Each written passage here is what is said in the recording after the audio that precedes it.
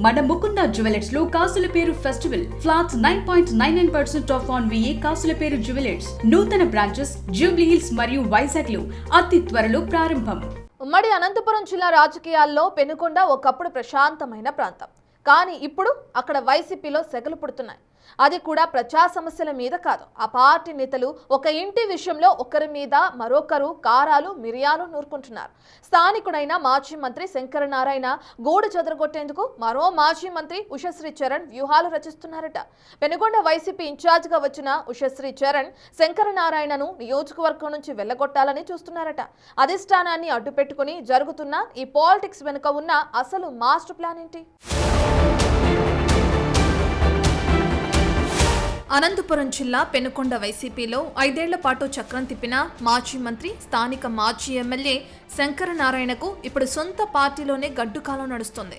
2024 ఎన్నికలకు ముందే ఆయనను కాదని కళ్యాణదుర్గం నుంచి అక్కడి మాజీ ఎమ్మెల్యే మంత్రిగా కూడా పనిచేసి ఉషశ్రీ చరణ్ను అక్కడికి మార్చింది వైసీపీ అధిష్టానం.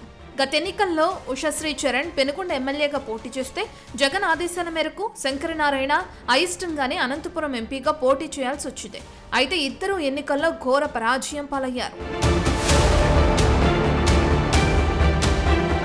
ఓటమి తర్వాత కూడా ఉషశ్రీ చరణ్ గతంలో గెలిచిన కళ్యాణదుర్గానికి వెళ్లటానికి ఇష్టపడకుండా పెనుకొండపైనే కన్నేశారు. మరోవైపు శంకరనారాయణ సొంత సెగ్మెంట్కు తిరిగి రావడానికి పావులు కదుపుతున్నారు. ఆ క్రమంలో వారిద్దరి మధ్య ఆధిపత్య పోరు ఇల్లు ఖాళీ చేయించే స్థాయికి చేరింది. పెనుకొండ పట్టణంలో శంకరనారాయణ ఉంటున్న నివాసం ఆయనకు సెంటిమెంట్ మాత్రమే కాదు, రాజకీయ వ్యూహ కేంద్రం కూడా. ఇప్పుడు ఆ ఇంటినే ఉషశ్రీ టార్గెట్ చేశారు.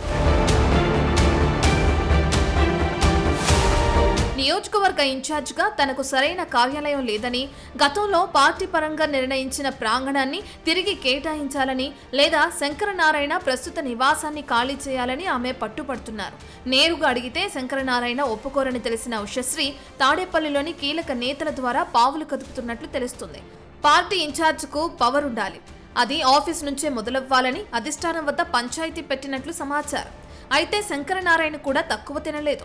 తాను లోకల్, ఉషశ్రీ నాన్ లోకల్ అనే కార్డును బలంగా వాడుతున్నారు. తాను మంత్రిగా ఉన్నప్పుడు ఈ జిల్లాకు ఏమేం చేశానో అందరికీ తెలుసని, ఇప్పుడు కేవలం ఒక ఇల్లు లేదా ఆఫీస్ కోసం వేధించడం అంటే తనని రాజకీయంగా సమాధి చేయడమే అని తన సన్నిహితుల వద్ద ఆయన వాపోతున్నారు.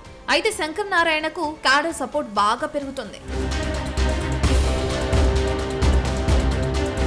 శంకరనారాయణకు ఉన్న పాత క్యాడర్ ఇప్పుడు ఉషశ్రీకి వ్యతిరేకంగా మారుతుంది. ఆమె వైసీపీ పొలిటికల్ గేమ్లో భాగంగా వలసొచ్చారని, రేపొద్దున మళ్లీ ఎక్కడికైనా వెళ్లిపోతారని, కానీ శంకరనారాయణ లోకల్, ఇక్కడే ఉంటారని ప్రచారం మొదలుపెట్టారు. ఆ క్రమంలో అధిష్టానం నుంచి ఉషశ్రీకి సహకరించాలని వచ్చిన ఆదేశాలను సైతం శంకరనారాయణ పట్టించుకోవటం లేదట. చస్తే చస్తా కానీ ఆత్మాభిమానం వదులుకోనని గట్టిగా పట్టుబడుతున్నారట. పైకి ఇద్దరు నేతలు చిరునవ్వుతో మాట్లాడుకుంటున్నట్లు కనిపిస్తున్నా లోపల మాత్రం పరిస్థితి నిప్పు కణికలా మారిందంటున్నారు.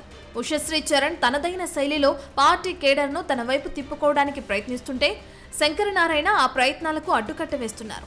ఈ నేతల గొడవ చూసి సాధారణ కార్యకర్తలు ముక్కున వేలేసుకుంటున్నారు. టీడీపీ ఎమ్మెల్యే సవిత నియోజకవర్గంలో పర్యటిస్తూ తన పట్టు పెంచుకుంటుంటే వైసీపీ నేతలు మాత్రం నా ఇల్లు నా ఆఫీస్ అంటూ కొట్టుకోవటం పార్టీని బలహీనపరుస్తుందనేది వాస్తవం. అధికారంలో ఉన్నప్పుడు వెలిగిపోయిన మాజీ మంత్రులు ఉషశ్రీ, శంకరనారాయణలు ప్రతిపక్షంలోకి రాగానే ఉనికి కోసం పోరాడాల్సిన పరిస్థితి ఏర్పడడం చర్చనీయాంశంగా మారింది. ఉషశ్రీ చరణ్ ఒత్తిడికి తలొగ్గి శంకరనారాయణ పెనుకొండ నుంచి తప్పుకుంటారా, లేక పెనుకొండ రాజకీయాల నుంచి ఉషశ్రీని సాగనంపే వరకు పోరాడతారా? అధిష్టానం ఈ ఇంటి పంచాయతీని ఎలా సెటిల్ చేస్తుందో చూడాలి. ఏదేమైనా ప్రస్తుత ఆధిపత్య పోరే కొనసాగితే పెనుకొండలో వైసీపీ కోలుకోవటం కష్టమేనని రాజకీయ విశ్లేషకులు హెచ్చరిస్తున్నారు.